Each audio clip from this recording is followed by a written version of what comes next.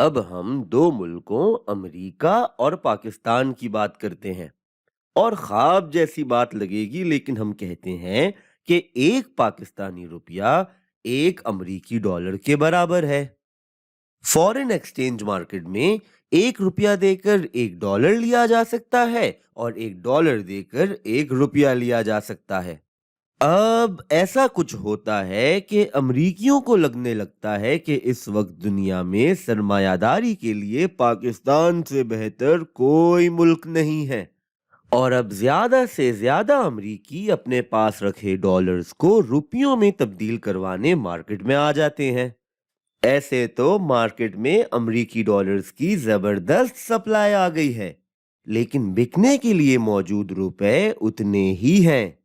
تو اب کم روپے ڈالر میں تبدیل ہونا چاہتے ہیں اور اس کی نسبت زیادہ ڈالرز روپے میں تبدیل ہونا چاہتے ہیں، اور ہم یہ دیکھ چکے ہیں کہ ایسے میں روپے کی قیمت بڑھنے لگے گی۔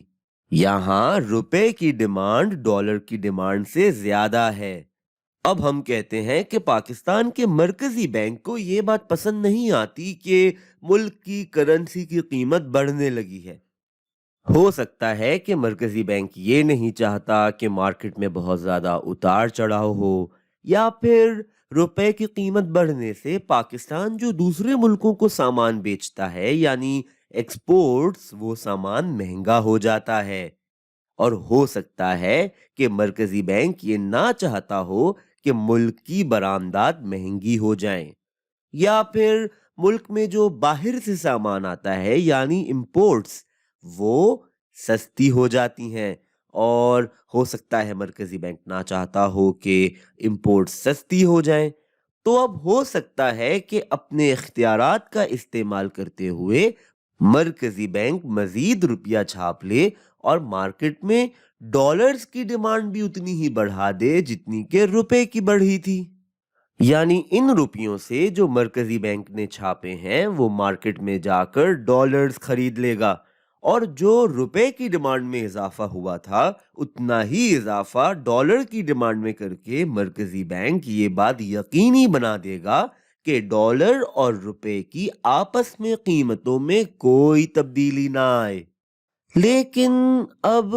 یہ جو ڈالرز مرکزی بینک نے خریدے ہیں ان کا کیا ہوگا؟ یہ چلے جائیں گے سیدھا مرکزی بینک کے زر مبادلہ کے ذخائر میں، جنہیں ہم اکثر خبروں میں ملک کے فورن ایکسچینج ریزروز کے نام سے سنتے ہیں۔ اور یہ ذخائر ہر ہی ملک کے مرکزی بینک کے پاس رکھے ہوتے ہیں، یعنی مرکزی بینک نے اپنے ملک کی کرنسی چھاپی اور اسے استعمال کر کے دوسرے ملک کی کرنسی خرید لی، جسے زر مبادلہ کے ذخائر میں سنبھال کر رکھ دیا گیا۔ اور یہ ذخائر عام طور پر ایسے حالات کے لیے رکھے جاتے ہیں کہ اگر ہماری مثال کا الٹ ہو جائے، یعنی اچانک پاکستانی اپنا پیسہ امریکہ میں انویسٹ کرنے لگیں اور ڈالرز کی ڈیمانڈ بے تحاشا بڑھ جائے اور روپے کی قیمت تیزی سے گرنے لگے،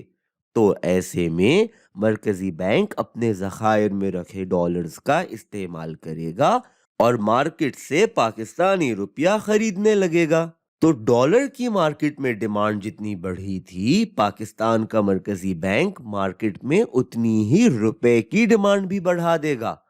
اور ایسے روپے کی قیمت میں کسی بھی کمی کو ہونے سے روک دیا جائے گا۔